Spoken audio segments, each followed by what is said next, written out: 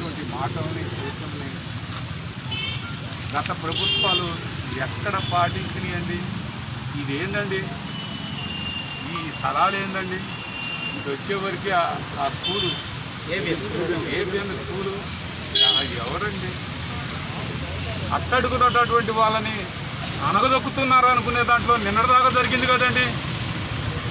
ఎక్కడ జరిగిందంటే ఇవాళ ఆ లాస్తులన్నీ ఎందుకు ఆ విధంగా లాక్కున్నారని నేను అడుగుతూ ఉన్నాను. ఆ రోజు ఉన్నటువంటి ప్రభుత్వాలు ఎందుకు పట్టించుకోలేదని అడుగుతున్నాను. ఇవాళ తీసుకోమని అందులో ఇవాళ ఈ ప్రభుత్వం అందులో తీసుకోమని ఎందుకంటే ఏ ఒక్క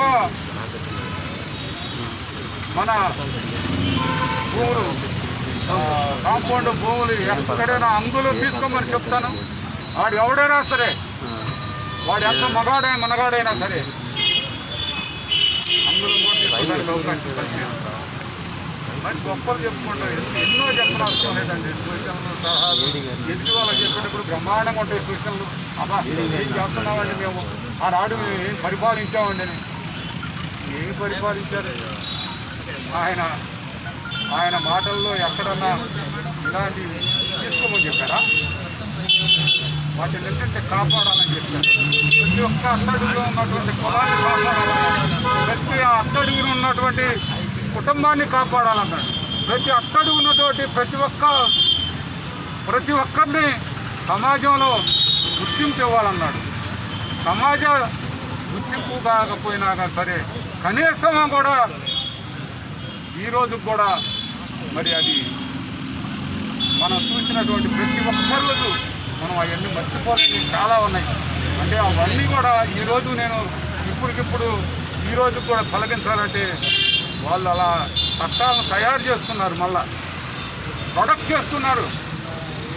అందువల్లనే ఇవాళ ఉన్నటువంటి వాటిని కూడా పూర్తి స్థాయిలో చట్ట ప్రకారం వస్తారు. ఏం వదిలిపెట్టను. అది అన్నీ కూడా ఎవరైనా ఏమైనా అనుకోండి, నాకేం అభ్యంతరం లేదు. ఇందాక ఒక ఆయన అంటుండు, నువ్వు ఇట్లా అన్నీ తొలగిస్తాను, ఇట్లాంటివన్నీ చేస్తే నేను ఈసారి ఓడిస్తానని.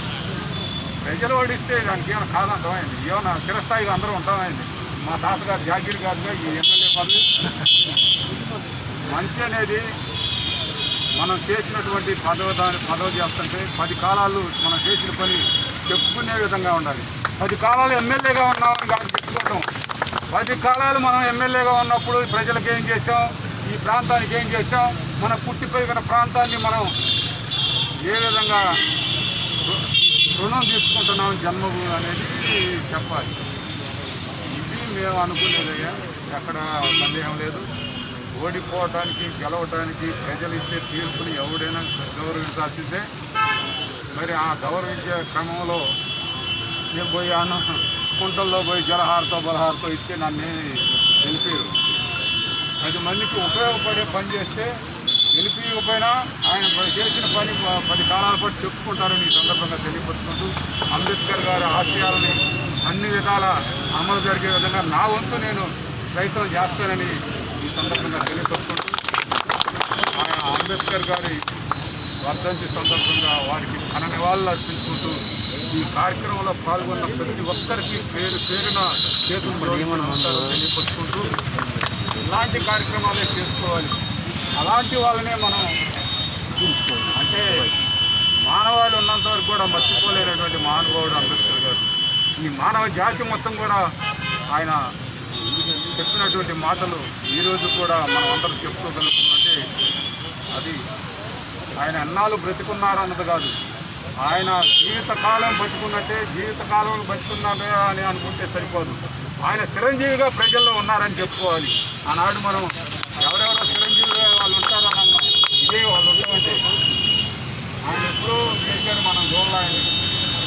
ఇవాళ కూడా చెప్పుకుంటున్నారంటే ఆయన చేసినటువంటి సూచనలు సలహాలు, వాళ్ళు చేసినటువంటి అట్టడుగు వర్గాలకు వాళ్ళు చేసినటువంటి మరి అవి మర్చిపోకుండా జ్ఞాపకం చేసుకుంటూ ఆయన వర్ధంతికి వచ్చిన ప్రతి ఒక్కరికి నమస్కారాలు తెలియపరుచుకుంటూ మరొకసారి ధన్యవాదాలు.